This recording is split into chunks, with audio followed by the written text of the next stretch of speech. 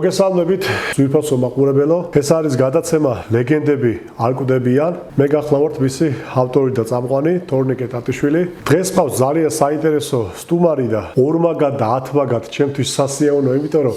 ეს სტუმარი არის ჩემი მოგვარე და გახარებული ვარ, რა თქმა უნდა. ეხლა შეიძლება ცოტა ეგოისტურად ჭყიდეს, მაგრამ ყოველ შემთხვევაში რაღაცა ნეპოტიზმის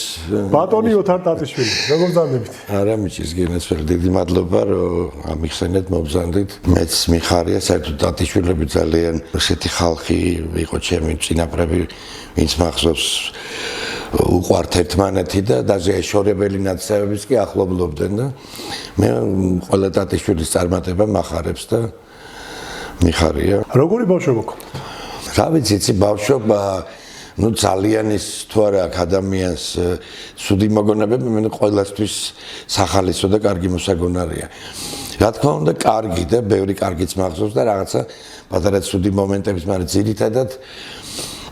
ძირითადად კარგი იყო. უამრავი კარგი მოსაგონარი მაქვს. ყველაზე მეტად ისე მახსოვს მაშინ ფიროსმანზე ვცხოვრობდით, მე წერეთელზე გადავედით ხო და ეზოში იყო, დიდი ეზო იყო და შუაში იყო რაღაცა წყლის საცავი თუ რაღაც არ ვიცი და კვირაში ერთხელ თუ ორ კვირაში ერთხელ უშვებდნენ ფანტანს, რომელიც რაღაცა 1-20 მეტრიანი იყო. და მახსოვს 7 წლამდე ცხოვრობდით, იქ რამხელა ბედნიერება იყო ეს ბავშვებისთვის, როგორ ხალისობდით, წუწაობდით და ნუ რასაც ახლა ვერ ვიზამთ, რა თქმა უნდა. და ნუ აი ესეთი ნათელი მოგონებები უამრავი, რა ვიცი. ეხლა ეგ თემებიც დაკარგული ხა ეს სუგორპუსებია და ეს ეზოში თამაში რაც იყო ხოლმე თქვენს ბავშვობაში, ალბათ ჩვენს ბავშვობაშიც აღარ არის ეხლა ეგ ყველაფერი სამწუხაროდ. ხო, ნუ რა ვიცი, ახლა აკეთებენ აგერ უამრავ რაღაცა ეს რეკლამები რომ მიდის ბინებს რო ყიდიან და ყველა პირობა და ბასეინები ესა ისე, მაგრამ იმას ალბათ კიდე რაღაცა სხვა ხალისი ქონდა, უფრო ის იყო ნატურალური და უფრო ბუნებრივი. თუმცა ნუ რას იზამ, როგორც ამბობენ, ჯოხს ორი კიდე რაღაცა კარგს ყოველთვის ცუდი ახლავს და პირიქით. მუსიკისადმი დრეკილება, როდის ბავშვობიდან ალბათ ბავშვობიდან უკვე რაღაცა ამასთან გადაცემაში თქვი, მაგრამ საერთოდ ხელოვნება მიყვარდა და ეს პრო დედის მხრიდან იყო ის რომ გავღები ხელოვნებას, იმიტომ რომ თვითონ მომღერალი იყო, მე კატარი დაემართა და ვეღარ გააგზელა და ასე ვთქვათ, ჩემში ჩადო მთელი თავის ეს სიყვარული ხელოვნების და ძალიან ბუნებრივია მონაცემებიც ჰქონდა. მახსოვს ფიროსმანზე რო ცხოვრობდით, მაშინ ბინას ველოდებოდით, მეზობლები ჩვენ არ ქონდა ინსტრუმენტი, ჩიქოვანები იყვნენ მეზობლები და ძალიან კაი ურთიერთობა ჰქონდათ ჩვენთან. და რაღაცა მიყვარდა იმ ფორტეპიანოზე დაკვრა არ ვიცოდი, მაგრამ ჩემის აზრით რაღაცა თხოვდა ხოლმე დედა რომ ბავშვო უნდა ინსტრუმენტთანო და რაღაც ხელებს დამაბანებდნენ, ხო თამაშობდი ეზოში და შევიდოდი და ჩემთვის რაღაცას უკრავდი და ფანტაზიებს და ოცნებებში, ну ალბათ როცა ნიჭიერი ხარ ადამიანი. ხო და მე ნუ ჩავაბარე მუსიკალურ სკოლაში, წარმატებით ფალეშვილის სახელობის მეორე ცნობილი სკოლა იყო. დაამთავრე წარმატჩინებით მე სასწავლებელიც, ჩავაბარე კონსერვატორიაში ძალიან კარგად. და რა ვიცი, მე გავყევი და გავყევ კონცერტები მქონდა უფრო კლასიკური ხაზით და საბჭოთა კავშირში. ანუ მომღერლებთან ერთად მე ჩემი პროგრამა ჰქონდა ეგ ნახევარსაათიანი და მე მეორე ჩავაბარე, დედა ისევ შემიჩნდა. იმიტომ რომ წერდი რაღაცებს, მე მქონდა გადასარევი, რომ ყველა რაც პოპულარული იყო, რომ შეიყრებოდნენ ნაცევები, სადმე საკეიფო თუ ვიყავით, ოთარიკა სიგრაი და უკრავდი უპრობლემოდ ყველაფერს და რაღაცა იმპროვიზაციებსაც ვაკეთებდი და ჩემთვის ჩუმად რაღაცებს წერდი, მაგრამ მე დედა მიცოდა და რომ დაამთავრე აღარ მინდა მეთქი ამდენი სწავლა დედა გეხოთ თუ ჩემი ხათრი გაგდა თუ ისე და მოკლედ ჩავაბარე მეორე ყავდა ლეგენდარული პედაგოგები საფორტეპიანოზე ქსენია ჯიქია იყო ძალიან დიდებული ქალი და პედაგოგი ნეიგაუზის მოწაფე და უკვე საკომპოზიტოროზე ბატონი გუგულ თორაძე იყო ჩემი პედაგოგი და მე სამწუხაროდ რო გარდაიცვალა მე გავაგზავნე სწავლა ოთარ თაქთაქიშვილის კლასში ისიც ძალიან მიყვარდა და ძალიან ბევრი კარგი მოსაგონარი მაქვს ძალიან დიდი ადამიანები იყვნენ თავისი დამოკიდებულებით თავისი ყურადღებით და აღარ ლაპარაკობ უკვე თავისი ინტელექტით და ასე ვთქვათ სწავლების მეთოდით და ასე შემდეგ. აი ერთი კითხვა მაქვს და მაინტერესებს თქვენი დამოკიდებულება და აზრი ამასთან დაკავშირებით. აი ნიჭიერ ადამიანებს რატო ოროფასებს საქართველოში? ჯვარი წერია მაინც რომ გარდაიცვალებიან და რა კარგი იყო და როგორი იყო და ასე შემდეგ მე უფრო ვაფასებთ ხოლმე ვიდრე სიცოცხლეში და რატო ხდება ეს ყველაფერი? ერთი მიზეზი ალბათ ის არის რომ ძალიან ბევრი ნიჭიერი ყავს ძალიან და უბრალოდ ვეღარ იცლიან მე გარდა მაგისა ჩვენთან რაღაცა არ არის ჯერ იცი აი ეს მიუხედავად რომ უძველესი ერი ვართ რაღაცა კულტურა ასე შემდეგ ევროპას გულისხმობ რაც კარგი აქვს თორე ხარ დღეს რაც ხდება რაღაცა ხო არ ხდება სადადარიგო და ბუნებრივად დამოკიდებულება ნიჭიერებასთან მაინც ეს ნაცნობობა რაღაცა ცოტა თავხედი უნდა იყოს თავდაბალი თუ ხარ გაგზრისავენ და თუ ერთადერთი თუ წახვედი უცხოეთში და ფეხზე დადექი და სოფლიო არ ლაპარაკე მაშინ ესე იგი გასაქანს აღარ გაძლევენ და იმიტომ კი არა რომ შენ რაღაცა შემოქმედების წარმატებას მეხსე არა უბრალოდ ეამაყებათ რომ ქართველმა სადღაც ამ პატარა ქვეყნის წარმომადგენელმა გვასახელა თორე აქ შეიძლება ადამიანმა მე-9 სიმფონია დაწეროს შეაქონოს მაგრამ არაფერი ამიტომ ცუდია ეს იმიტომ რომ ბევრი გარბის უცხოეთში და იქ იყიდებს ფეხს და ნუ მე ზოგჯერ მოხედვაც არ უნდა თაქეთ მაგრამ რა ვიცი მე მქონდა ძალიან ბევრი შანსი ბრიტანეთში სხვაგანაც რუსეთშიც მაგრამ რატომღაც არ ვიცი მაინც ჩემი ქვეყანა მიყვარდა და აქ მინდოდა დამკვიდრება და ის ვერ ვიტყვი ხა არ მაფასებენ მაგრამ მე ვფიქრობ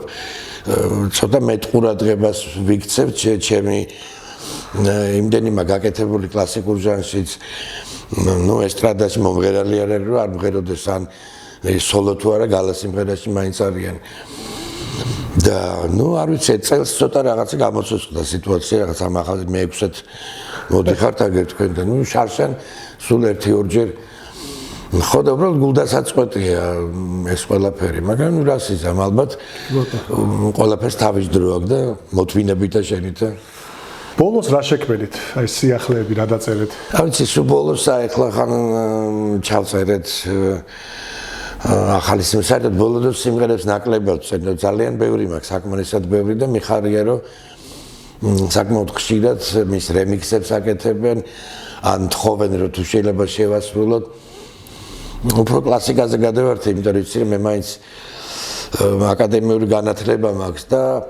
სულ როცა მე თვითონ მღეროდი სცენამ გამიტაცა იმ 70-80-იანმა წლებმა და ცოტა ნაკლებ დროს უთმობდი კლასიკურ ჟანრს თუმცა ჩემი სადიპლომო ნამუშევრით პრემია ავიღე საფორტეპიანო კონცერტი ქონა დაწერილი მოსკოვში და მე თვითონ შევასრულე მე სიმფონიურთან მაგრამ სულ მღრიდა ის რომ სათანადო დროს ვერ უთმობ კლასიკურ ჟანრს და მე პედაგოგიკას ვეწეოდი დეკანი ვიყავი სასწავლებელში და უამრავი მოწაფე ჩემი ქეთათოფურიადან დაწყებული აქვს მარიკო ებრალიძე ელენე ფოჩხუა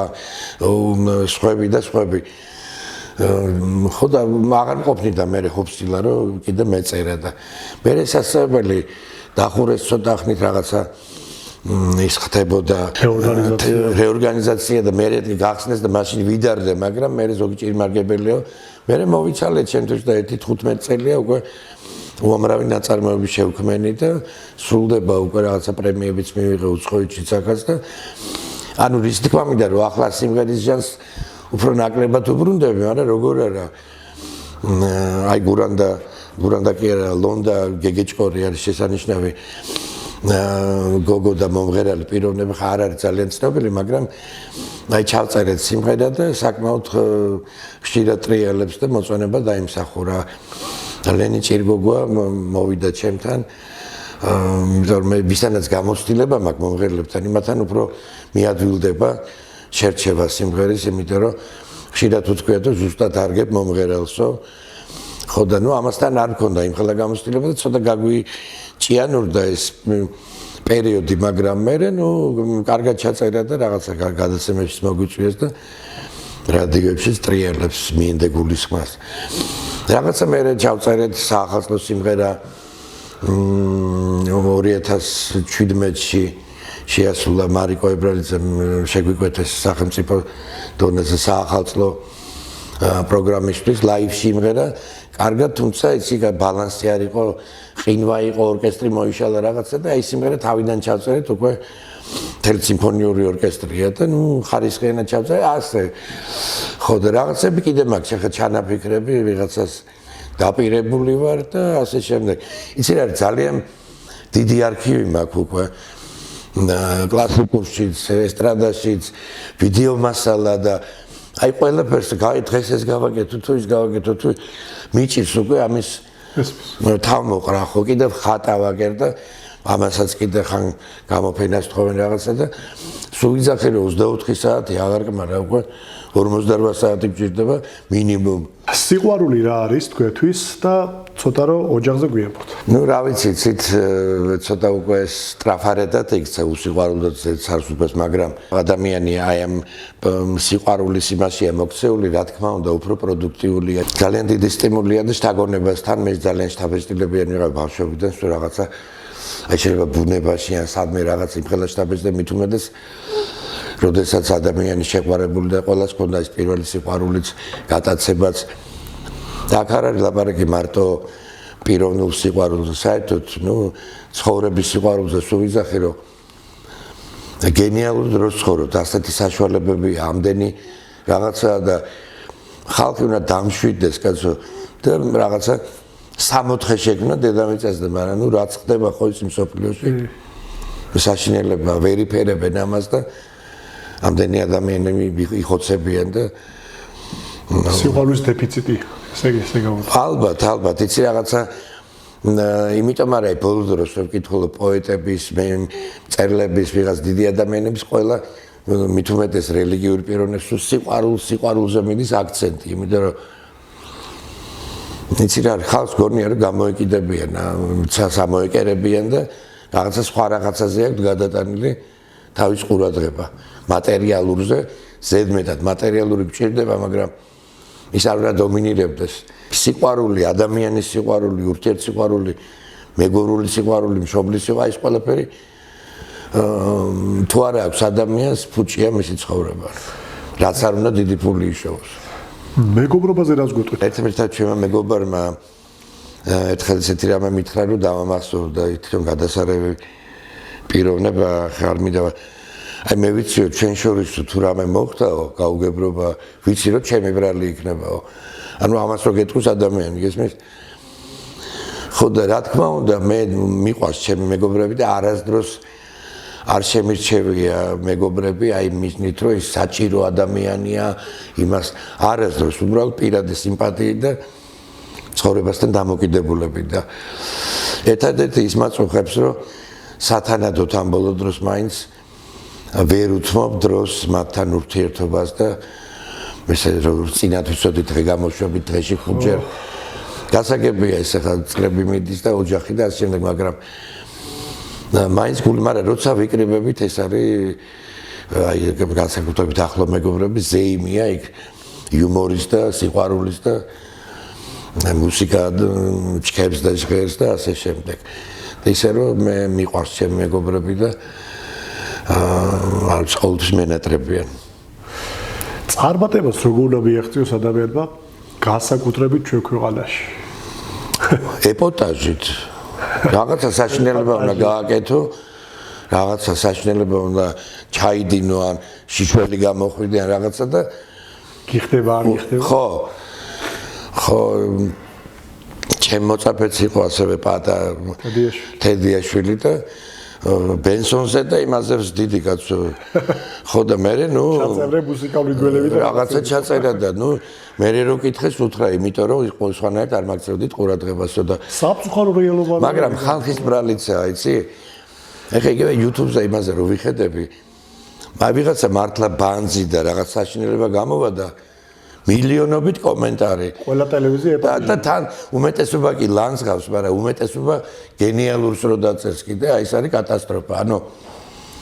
ის გასაგებია, რაც შეუძლია მას აკეთებს და ხალხი რო აი ესეთ მდგომარეობაში დედონეზე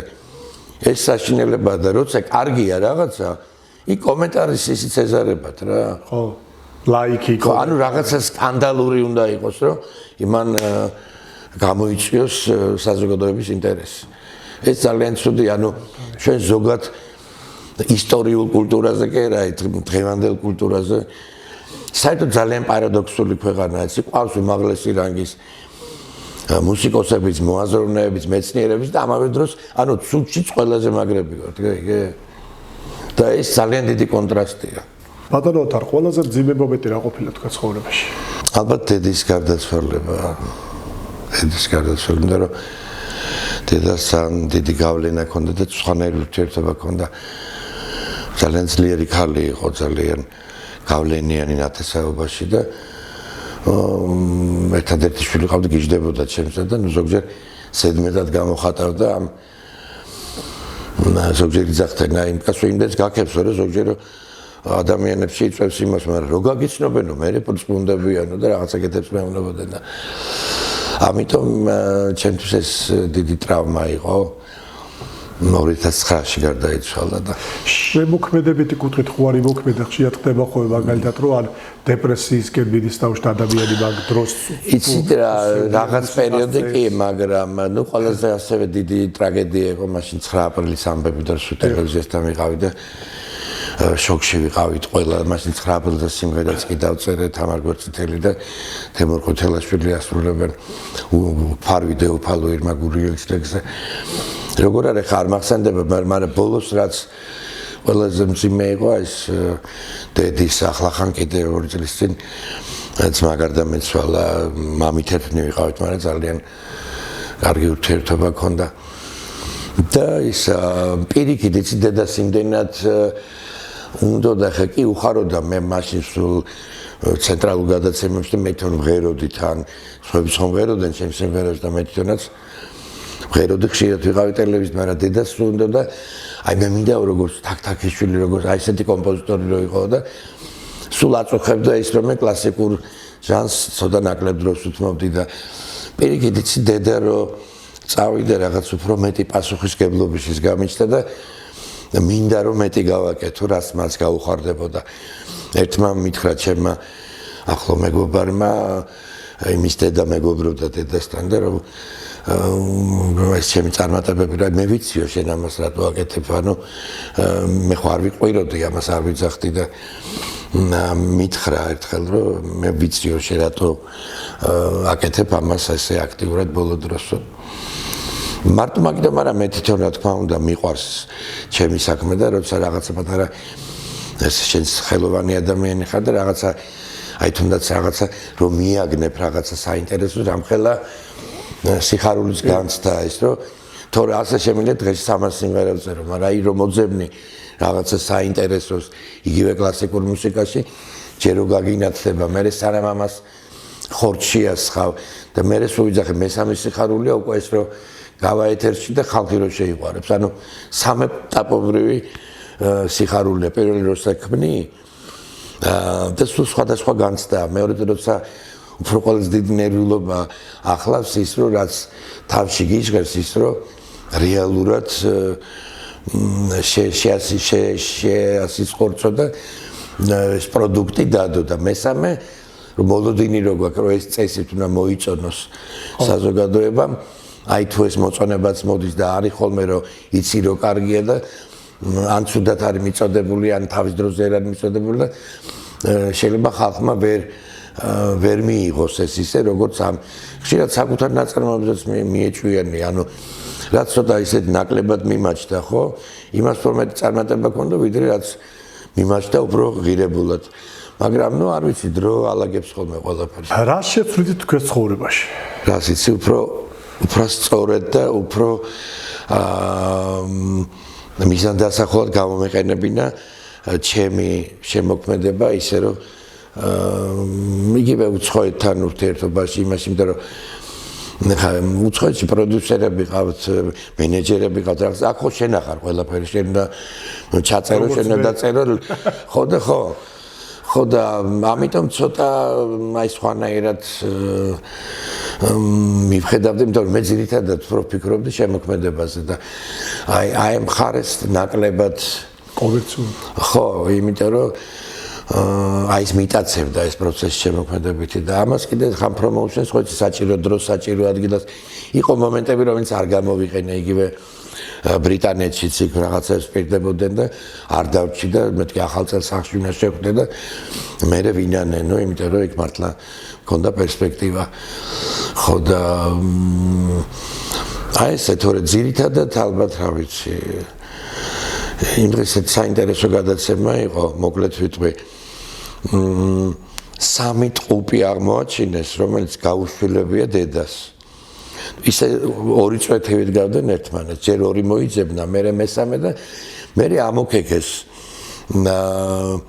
ამოქეკეს საბუთები, ის დედაც გაიგეს ვინ იყო და ყველაზე საინტერესო რატო უყვები, რომ აღმოჩნდა, რომ ამ 3-ვეს ქონდა ერთი იგივე ინტერესები, აი ბედიღბალი ერთნაირად უვითარდებოდათ რა. უამრავ რაღაცაში იყო ეს დამთხოვა და ანუ რის თქმა უნდა ალბათ ჩვენ როგორც ცხოვრობითაც ცხოვრობთ, ის მაინც ჩვენ გენეტიკაში დევს და ანუ იქ აქცენტი რაზე იყო, რომ აი გაზდაო, ესაო, ისაო, ერთი იყო შეძლებულ ოჯახში და მეორე ღარიბ ოჯახში, 3-ვის ერთნაირი ის ქონდა აბსოლუტურად მენტალობა. ხო და ნუ რა თქმა უნდა უბრალოდ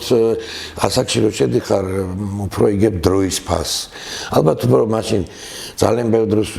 უთმობდი, კი სწავლობდი კარგად ეს, მაგრამ ის გართობა, დროსტარება ესა და ალბათ უფრო ცოტა სხვანაირად გავანაწილებდი ჩემი დღის რეჟიმს. განსაკუთრებული საჩუქარი. რაც უჩუქებიათ. არ ვიცი, ესეთი განსაკუთრებული არ მახსენდება, თუმცა ძალიან ბევრი სამახსოვრო კარგი საჩუქარი მახსოვს მეგობრებისგანაც, ახლობლებისგანაც. ესე ხა გამოკვეთილად არ მახსენდება რა, მანქანა არავის არ უჩუქები. ყველაფერი წინ არის. მანქანა ყავს მე არ ვატარებ, პროტა არასდროს არ მქონია მიდრეკილება დიდად. ეხლა უბრალოდ ნანობ რომ ჭირდება ზოგჯერს. არც მე ვიცი სხვადასხვა სტარება და ხო და 2 მანქანა იყო, შვილიც ატარებს მეუღლეს და მე კიდე ამას არ ძალიან იშვიათად რომ ისა და მიწევს ტაქსებით სირბილი თუ გავდივარ, ძირითადად სახში ვარ. ესე იგი ტატიშვილები რაღაცებში გევართ რა. ალბათ. თქვენს გავლით ცხოვრებას როგორ შეაფასებთ ამ ეტაპისთვის? რა ვიცი, ნუ ყოფილი არასდროს არც უნდა იყო ალბათ არც როგორც ხელოვანი, არც როგორც ადამიანი, მაგრამ მე ვფიქრობ ესე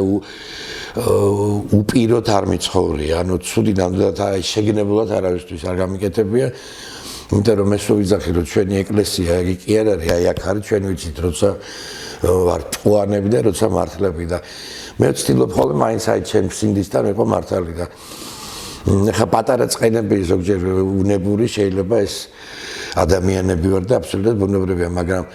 მე ვფიქრობ რომ მე ამ ხრის სწორად ვიცხოვრე და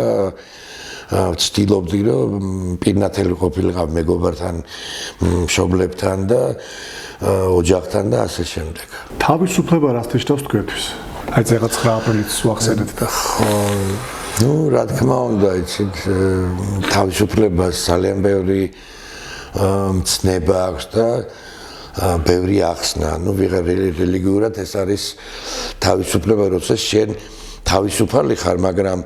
ასეთ ტრანსკრიფცია რომ ანუ აი ცუდისკენ მიდრეკილი თუ ხარ, სისუსტე თუ გაქვს, ეწევი თუ რაღაცა და აი შენ თავს რო უბრძანებ და არიზა მამას. აი ეს არის სწორი გაგება თავისუფლება, მაგრამ მეორე ხო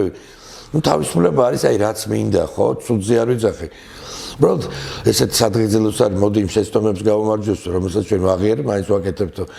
ანუ ხო, ცოტა ზედმეტად შეიძლება სვავს ადამიანი. იქ ეწევა, იქ რაღაცა სხვა სისუსტე აქვს. ხო და ეს ის თავისუფლება, ანუ აი გააჩნია რა რაკურსით შევხედავთ. ერთი როცა შენ თავს უბრძანებ და ცდილობ ასკეტურად იცხოვრო და ეს ის თავისუფლება, ну ყველაზე ცუდია ალბათ, როდესაც ვიღაცა შენზე ბატონობს და არც იმის და არც ამის საშუალებას არ უარგაზნავს. არც აგვირახსნილი თავისუფლების და არც ასკეტური თავისუფლების. და უბრალოდ იმიჭკუაზე უნდა ხო და ну რა თქმა უნდა სახელმწიფოებრივ დონეზე ეს თავისუფლება ძალიან დიდი რამეა და ძალიან ყველა პატრიოტისთვის და ყველა ამ შემთხვევაში ქართველისთვის და აქ მაცხოვრებისთვის არის ძალიან სასიხარულო და საამაყო, რომელსაც ну მაინც ჩვენ დღემდეც ვერ ვაღწევთ ხა ეტაპობრივად ალბათ ამ თავისუფლებისკენ მივდივართ და ვგრძნობთ, მაგრამ ну ისეთი იდეალში თავისუფლება ალბათ არც არსებობს, რომელიც ჩვენ წარმოგვიდგენია. ყოველთვის რაღაცაზე მაინც ხარ დამოკიდებული. ერთ წერალს უწერი, აი თქვენ შეგიძლიათ თო აი თუ შეგიძლიათ უცებ ადგეთო და სადაც გინდათ წახვიდეთ, გაფრინდეთ, გააკეთოთ ეს თუ ეს არ შეგიძლიათ თქვენ არ ხართ თავისუფლება. ანუ ვერ შევით ხო მაგას რო წახვიდეთ და გააფრთხილო ოჯახის წევრები, უნდა სამსახური აი ამას გულისხმობს ეს წერა. აი ეს არის თავისუფლება, როცა ნებისმიერ დროს გინდა უდაბნოში წახვალ, გინდა სადაც გინდა გაფრინდები, რასაც გინდა გააკეთებ და ასე შემდეგ. მაგაზე ხა ავტო მეყიბებოდა. სუისაგიდოდი ბახსედება ხოლმე ზვაკაც რო ხდებოდა, როგორ ახარო და რა ვიცი ამას ყოლპა ქვიაო და რაზეო და სამსახურშიო უფროსი ჭკუაზე დავდიო და სახში ცოლისო და აი გამოვიდა რა. ბადა ხო ეს მე ის გამახსენდა გურუზე რაფერ ხარ ძამაო და თავში შემოეთქავს ეგრე გამახსენდა. სოფლიოს სხვადასხვა ქვეყნებში იყავით ხარ? კი, ამერიკაში ვიყავი სამჯერ, ვაშინგტონში, ნიუ-იორკში კონცერტებიც ჰქონდა. როგორც გაბოყოფთით და რას გაიხსენებთ? ისი რა, მაინც მე ახლა საფრანგეთშიც ვიყავი, აქეთ სირიაშიც კი ვარ ნამყოფი და თურქეთზე აღარ ვიზახი და საბერძნეთი. მე მაინც ბრიტანეთი მიყვარს, იმიტომ რომ ბევრი მაკავშირებს იქ სტაჟირებით ვიყავი წასული, გარდა იმისა მეგობრები მყავდა ერთ პერიოდში იქ რაღაცა ესეთი შეყვარებული წავდა 2 წელი იქ დავდიოდით ის მერე ნუ რაღაცა ვეღარ გადავწყვით და დავცილდით. მაინც მე ბრიტანეთი მიყვარს თავისი ტრადიციებით, კულტურით და ესთეტიკით, თორე რა თქმა უნდა ფანტასტიკურია პარიზიც და ყველა ქვეყანაში საბერძნეთში მეტეორაზე ვიყავი და შევიშალე ესეთი ყველაზე დიდი საბერძნელება იყო ალბათ ეს რელიგიური ცენტრია კალდეებზე რაღაც აუცილებლობა. და ასე რა ვიცი ისე იმ დღესაც ვკითხეს გადაცემაში რას ნანობთო და ერთადერთი ძალიან მიყვარს მოგზაურობა მეთქი და მიხვდეთ იმისა რომ ნამყოფი ვარ ბეგან და იმაზე აღარ ვძახი საბჭოთა სივრცეში რომ დავდიოდი არხანგელსკებში და ჩtildeოეთებში და სადარ ვიყავით, მაგრამ გულისხმობ აი სოფლიო საინტერესო უამრავი თუმცა ახლა იმდენს გვაჩვენებენ იმას ვიძახე რომ ესეთი საუკუნეა, ამდენი საშუალებებია, ესეთი პანორამებია უყურებ, შენს გინდა იქ ნახო იგივე ნიაგარას ეს ჩანჩქერი და უამრავი საოცარი რაღაცეები. და რა ვიცი, ნუ ცოტა შევს კიდევაც რაგვარი იყო კაცო ის გენიალური ადამიანი. სოფლიო რომ მოიარა ველოსიპედით, ვიცნობდი ჩემზე დაწერა კიდევაც ერთხელ. ლეჟაბა, ჯუმბერ ლეჟაბა. კურიოზებზე ყובה. ხო, უამრავი კურიოზი იყო ხა რა ვიცი ესე მიჭირს ხა უცებ რაღაცის ჯერ თვეობით დავდიოდით კონცერტებზე მთელ საქართველოში ის რო გითხარი რუსეთში ის კლასიკური ხაზი და აქ საქართველოში ნუნუ გაბუნიასთან ეთერკაკულიას ჯგუფში სხვებთან ასე დავდიოდი 2-3 თვე და იქ ნუ ეთერი ხო იცი როგორი ხოხმაც იყო და სამწუხაროდ პირად ვერ მოვასწარი ხო და მე იცი რაღაცას ესე სპონტანურად იტყოდა და მე ვიმახსოვრებდი და მე რო უყვებოდი თემკვდებოდა სიცილით იმიტომ რომ კი არ აქცევდა რაღაცას იტყოდა ესე ან მოიქცეოდა და მე რო უყვებოდი ვჟირდებოდა ნუ სცენაზეც სცენაზე რა შევხვევი რა ვიცი თუ ხო მე ნუ რა ვიცი ახლა ესეთი გრანდიოზული შეიძლება არა, მაგრამ ნუ ახლა სადღაც იქ როგორ იყო კონცერტები ხან რაიონულ ცენტრში, ხან სოფლებში და ზოგჯერ 8 საათზე უნდა დაწყებულიყო კონცერტი და 12-ზე იწყებოდა, იმიტომ რომ სანამ მოწოლდნენ ამ ძროხებს და ვიცდით ჩვენ და ერთხელ კაცო შევედით ამ კლუბში და 4 ინსტრუმენტი დგას და 4-ვე ამოშიგნული რა ეს დაფები არა აქ ეს სტრუნები ეს ჭაღარათმებით ამოყრილი და აშლილი ნოტები ხო და ეთერშოვნები არავითარ არ მინდა არც ჰონორარი არაფერი ამაზე მე არ დაუკრავ ხო და ეს კუკური ერქვა მახსოვს ის გამგებელი ქალბატონო ეთერი ხო არაფერი გნებავთ ხო რაღაცა ხო და ისე დავქოკე ეთერი რა უთხრა ბატონო კუკური ამ ინსტრუმენტზე შეუძლებელია დაკრავ და როგორ და დაიბნახა საიდან სტეინმეიქს ხარ მოგვიტანდა ხო და უცებ დაიბნა და მე იგი ფანტასტიკური სუფრა გაგვიკეთეს ბატონო ეთერი თქვენზე კარგი ინსტრუმენტი სად არის და ნუ რაღაცა ხახა ხიხი და ნუ მე მეც დავიკიდე და მე ამდე ეთერი გამოდიოდა დაუშვა და და იმღერა ეთერჭელიძის სადახარ და მე ნუნუ გაბუნიას მინდორ და ეხა ეს მუხამბაზები ხო ერთნაირად იწყება დაახლოებით და ნუ ერთი ხო იმღერა მე მეორედაც იგივე დაიწყო და თან აცხადებს მუსიკა ეთერჭელიძის ლექსი ოთარ ტატიშვილს და მე როიალთანს ვიوار ამ დროს რა ოთარ ტატიშვილის პროსტა ვერ გაიხსენა ისა და უცებ მე დამაბრალა ისა ლექსის ავტორობა და ნუ იქ გრძელი ისტორიები ეს არც გვეყოფა იქ მთელი წიგნი დაიწერება ესეთ ხოხმები ყოფილა იქ ძალიან ბევრი ხა კიდე უკეთეს შეიძლება არ მახსენდება ხა როგორ არა კაც უამრავი კიდევ გავაკეთოთ სხვა გადაცემები და იქ მოგოლებები გავაკეთოთ სასწრაფო რომ მომიყვანეს ამ BBC-ში რომ ვიყავ სტაჟირებაზე შევედი და იქ თურმე თუ არ კვდები რომ კითხავენ როგორ ახარ უნდა ვთქვა კარგად ხო და რაღაც ცოტა თანმტკიოდა და რო შევედი ამ ბოსის მდივანი შარმიანი ერქვა და მეკითხება ინგლისურად როგორ ახარო და არა მიჭის მეთქი მეკითხება ცოტა წნევა მაქვს მეთქი ისა თქო და გავედი იქ რაღაც რეპორტაჟები უნდა დამეწერა ბელგიაში გასაგზავნეთ პროგრამაში შედიოდა ეს და რო შევდიოდი ეს კაცი წამოდგა და ნუ წამოდგა ალბათ შევთან მიდის თქო და არც 5 წუთში ესე იგი შემოვარდა მთელი ეს სტაფი სასწრაფო გადამწვინეს პულსზე მომწე გავგიჟდი მეთქი რა ხდება თქო და არა წნება ესო ძალიან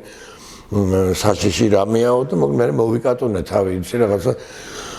მე მივხვდი რომ თურმე რო გეკითხებიან როგორ ახარ თუ თლათ არ კვდები უნდა თქვა რომ კარგად ხო და ნუ აი ესეთი უამრავი ხოხმა რამდენად ამბიციური ბრძანდებით ამბიციური არა ვარ უბრალოდ სამართლიანი ადამიანი ვარ ესე მგონია მარტო ჩემს მიმართ კი არა ხშირად მე არასდროს ადამიანში ცუდი არ გამიკეთები ერთადერთი შეიძლება რაღაცა ვთქვა ზოგჯერ და რაღაცა გული მოვიფხანო რომ ეს და რომ ჰოროსკოპს კი მიწერია რომ აი ავანტყოფურად ჰოროსკოპით ვერძი ხო და ის სამართლიანობის ავანტყოფური შეგრძნებაო და ვერ ვით ანუ სამართლობას და ვიღაცა მიგაცკერეცა დიდებული ადამიანი ერთხელ მეუბნებოდა სადღაც ბიჯეკითო და ყველა გაქებდითო ესეო და ერთ-ერთმა თქვა მოკიო ძალიან კარგიაო ესე მაგრამ ცოტა ცუდი ენა აქვსო და მე მივხვდი რასაც გულისხმობ ანუ თურმე უნდა ჩუმად იყო არც ზოგიერთ ეს გული მოიფხანოს სიმართლე თქვა და მაშინ ახლა ძალიან გაიბიჭი რა როცა გაბიჯებენ თავზე და ამას კიდე ყლაპავ და ხმას არ ამაიღე მაშინ ახლა თურმე გაიბიჭი მე უცებ მივხვდი რასაც გულისხმობდნენ ცუდენობაში ამბიცია ეს შინაგანი ამბიცია ალბათ ყველა ადამიანსა გამომდინარე მისი საქმიანობიდან მისი შესაძლებლობიდან და სამართლიანობა იმიტომ გითხრა ხშირად ადამიანი განიცდის იმას როდესაც მისი საშუალებები სათანადოდ ან არ ფასდება ისე მე ძალიან თავდაბალი ადამიანი ყველა მისის ეს ვერ დამასწრებს ვერ სალამს ყველა და ყველა აგერ აქ მაღაზიები რომ მივდივარ სულ გამოეფინებიან და სიღარული ხდებიან თქვენი მუზა ჩემი მუზა რა ვიცი ამ შემთხვევაში მუზები მყავდა სხვადასხვა მაგრამ ეხლა ალბათ ჩემი ოჯახი ჩემი მეუღლე და ის ადამიანები ვისგანაც საიბრძნობდით სიყვარულს და პატივისცემას და რა თქმა უნდა დედაბუნება ისაბაძე ადამიანი თქვენთვის ვინ არის კონკრეტულად ერთი არ მყავს ბევრი ადამიანი მყავს ვისაც მაგალითად ძალიან მინდოდა სიამოვნებით შევიძენდი მათ თვისებებს რა ვიცი ჩემი პედაგოგები იყვნენ ჩემთვის მისაბაძე იგივე დავით თორაძე, ოთარ თაქთიქიშვილი ძალიან მომწონს. აი კიანუ რივსის ფილოსოფია ესეთი უცნაური და ესეთი სხვანაირი ადამიანია. და ბევრი პიროვნები, აი როდესაც ვკითხულობ ან უყურებ საინტერესო ადამიანების ბიოგრაფიულ იმ ისტორიას, აი ზოგჯერ ცნობები მათგება მათი აღფრთოვანებისგან და რა თქმა უნდა შენს გინდა რაღაცით დაემსგავსო და მიყო მათი ცოტათი მაინც მსგავსი. ეს არის ალბათ მუზაც და შთაგონებაც, როდესაც აი ესეთი ადამიანების ცხოვრება. რა რჩევას მოგცემთ მუსიკოსებს? რა უნდა გავითვალისწინოთ, როგორ ჯობია, რა ჯობია, როგორც გამოცდილი ადამიანები. ეს ვსურვებდი, ახლა არიან უნიჭიერესები ბავშვები, თაობა მოდის, მაგრამ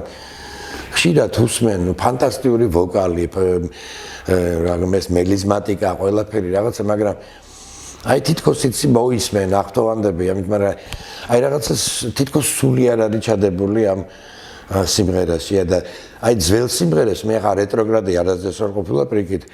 ბევრს უთქვას რომ ეს უწინ მიდიარ და წინ ხედავია 70 წლის წინაც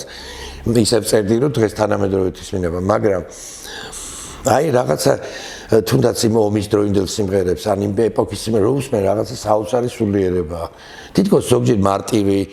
ისე მაგრამ ის ეთყობა ყველაფერს ექცეოდა ყურადღება ტექსტი აი ხშირად დღეს ვაკვირდები რომ ფორმალური ტექსტებია ფორმალური მუსიკა არ არის ცუდი და ლექს რო უსმენ ნუ აი რაღაცა წყალია გესმის რაღაცა განსაკუთრებით ეს სევდიანი რო სადღაც ახარდა მენატრები და ანუ უფრო მეტი ყურადღება დაუთმოთ აი ამ შინაგანს და სიმღერის სიღრმეს ვიდრე აი არიქა როდის გავიტან ამ სიმღერას და როდის დამეკრავენ და იმიტომ რომ რაც უფრო ღრმა იქნება სიმღერა ის უფრო დღეგრძელი იქნება აუცილებლად ეხლა ცუდი მომენტია რომ წინათ ფილმებში მუსიკა ჟღერდა და ამას ძალაუნებურად იმახსოვრებდა მუსიკა არის ყველაზე რთული ხელოვნება იმიტომ რომ აი ნახat შეხედა მოგწონს არ მოგწონს მუსიკა უნდა ჩაგიждდეს თავში ფორმა სივრცეში ერთხელ ორჯერ სამჯერ და მე ხდება ისენში ეს რა ქვია აგზელებს არსებობას და როცა ფილმებში იყო მუსიკა ეს ძალდაუტანებლად ხდებოდა ხალხი უყურებდა ფილმებს იგი ეთეგივე ფილმს ხშირად და ეს მუსიკაც რჩებოდა მათ მეხსიერებაში წელს საერთოდ ამ დროს საერთოდ აღარ არის მუსიკალური ფილმები და ზოგჯერ საერთოდ მუსიკაც კი აღარ არის ფილმებში ეს ძალიან ცუდია აი მენატრება დავწერო რამე კინო მიუზიკლი ან ფილმში ფილმისთვის დავწერო სიმღერები რომელიც აი სწორედ აი ესეთი ტრადიციით დაიმკვიდრებს ადგილს ადამიანებში მისოთ ძნელი იმდენი რადიო იმდენი ტელევიზია ეხლა არის 20 წლის წინ დაწერილი და ჩაწერილი დამიდია სიმღერა და აჟიოტაჟი ატეხილა რომ არც ცოდნიათ ეს ნუ ვიღაცა მოისმინა ვიღაცა იჯდება ვიღაცა სულ არ მოусმენია და მაშინ მაინც შეზღუდული იყო ეს ერთი ტელევიზია იყო ერთი რადიო იყო და ყველა უსმენდა ყველაფერს ხო და ნუ აი მას გისურვებთ რომ მეტი კულტურა მეტი აი ნუაყვებით ამ იაფასიან რაღაცა იცი ხა ტენდენციაა რომ აი ოღონდ ხა ათვლა და მოწონება კონდეს და არიქა შეიძლება ყირაზე მოგიყვანე მაგის მაგალითი ჩემ მოწაფეს და ამიტომ აი ცოტა წინ რო გაიხედო რა რომ ორ დღიანი იმით არის ცხოვრონ გასაგები რატო არის რომ გიждდებით აი დღემდე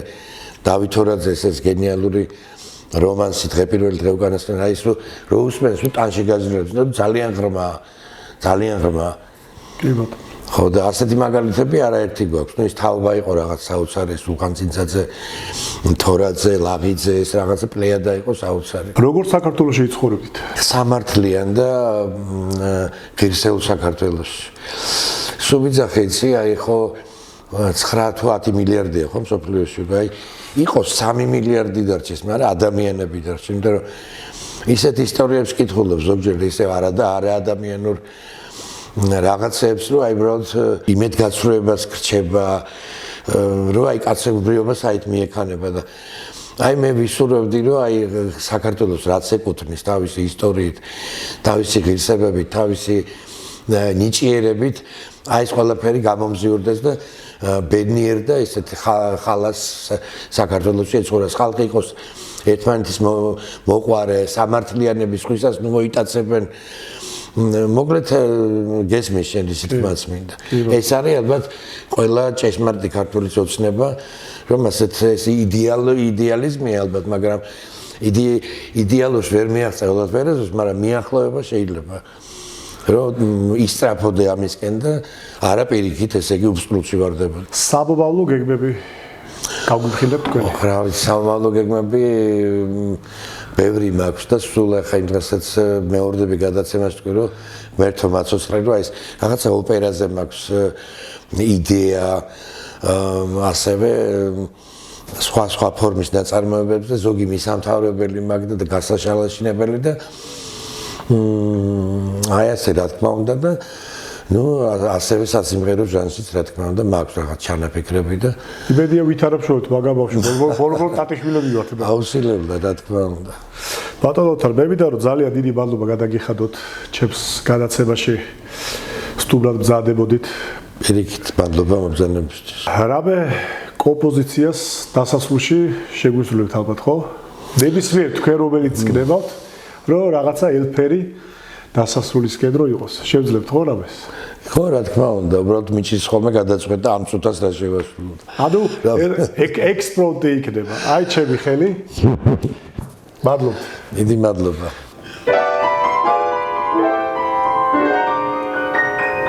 Thank you.